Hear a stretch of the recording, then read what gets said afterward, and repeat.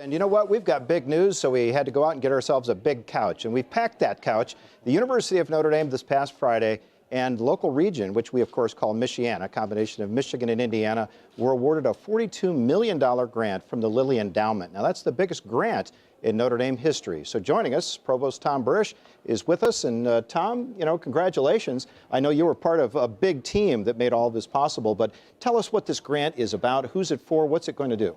It's really a transformative grant. It's $42.4 million from Lilly, and we should start by thanking Lilly. This is an enormous investment in this community, a trust that we can do the things that they wanted us to do. And in addition to their money, they've leveraged it, so we'll have almost $170 million for the project as a whole. They've also given us a $4 million challenge in this grant so that we can raise money to sustain it after their grant ends.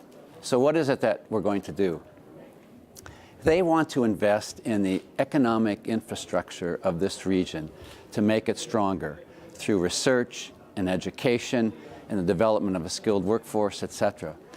If you look at communities that are vibrant economically, what do you find? Well, you find, they say, a research university at the core that works with the community, a skilled workforce, people who will invest in infrastructure and innovation, and an ecosystem which is entrepreneurial in nature. We have all of those things, but we haven't developed the interactions among them with community foundations to create the vibrant community that they think we can create that will help us be a much stronger economic base. In addition, the focus is on manufacturing. It turns out that in our region, the percentage of jobs that make things are in manufacturing is 3 to 5 times the national average. Many people thought that that was our strength years ago, but maybe our weakness now, that we have too much attention to manufacturing. The view of Lilly and companies we hire to help us is that's not right. The country always will need people who make things. But what you need is an ecosystem that helps you to innovate, to do new things over and over. Otherwise, you fall out of existence because you're irrelevant and haven't come up with the times. I'll give you one example. A very dear friend gave me this watch from the South Bend Watch Company. Yeah.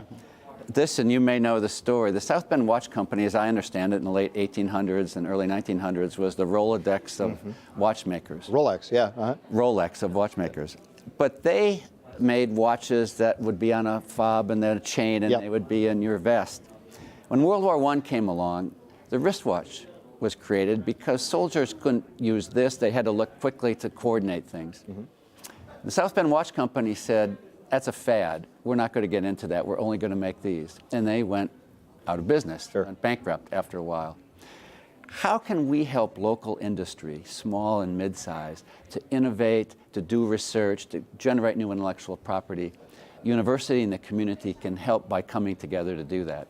And that's what we want to do. My colleagues are going to tell you more about the details. And in addition to 3 of us, by the way, there was a huge team from the community, from the university, from government that put all of this together. Sure, and that's what we want to talk about with you, Jim, because when I was here in the late 70s, early 80s, there was Notre Dame, there was South Bend, and then there was Elkhart, way over there, right? So this involves hundreds of people, and this has got to be a unified geographic effort. Tell us about the hundreds of partners that are out there. Yeah, absolutely, and that unified approach is what's has been central to this process and our engagement for several years. In fact, when Tom Burish and Father John took on a leadership role, this has always been an effort, a focus of theirs to how can we be more engaged in the region, and something that we continually, incrementally improve upon.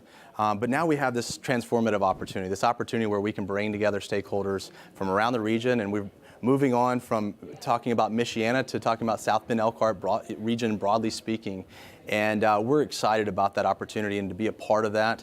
And so for the past year, we've worked with hundreds, as Tom mentioned, community leaders, industry leaders, faculty and staff and students to think about what is it that we can do to really make a transformative difference. And so the Lilly grant is enabling us to do something very special. And just in a nutshell, I'll kind of give you a sense of what we look to do here in the near future.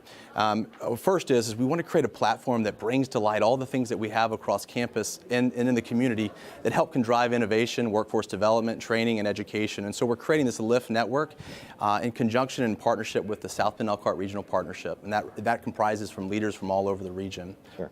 The second piece is what Notre Dame is going to provide into the industry, the LIFT network, if you will, and that's called Industry Labs. And Industry Labs is going to be our platform that connects faculty and students and staff and our research capabilities, making them available to companies and other partners to help them continue to be the best 21st century versions of themselves in this digital economy. And that takes constant focus on continuous improvement, so we don't have a watch company type reality. Sure.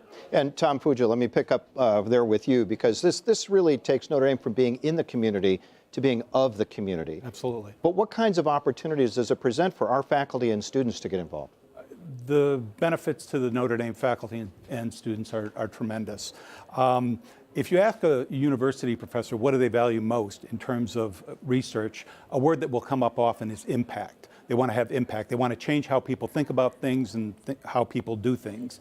What could be more gratifying than to have an impact on the community that you live in, to be able to turn your research into something that provides economic benefits to the place where you and your family live. And there's going to be a number of different mechanisms through which they're going to be able to do that. You've already heard that we're going to establish facilities in areas like advanced manufacturing and data analytics. Mm-hmm. The purpose of those facilities will be to bring together industrial needs, the needs of local companies, and the expertise of Notre Dame. Mm-hmm. We're also going to have things that we're going to call engineers in residence. Now, those are going to be Notre Dame employees, but they're going to be immersed in the local economy, and they're going to serve as sort of matchmakers between what local companies need and what Notre Dame is capable of providing.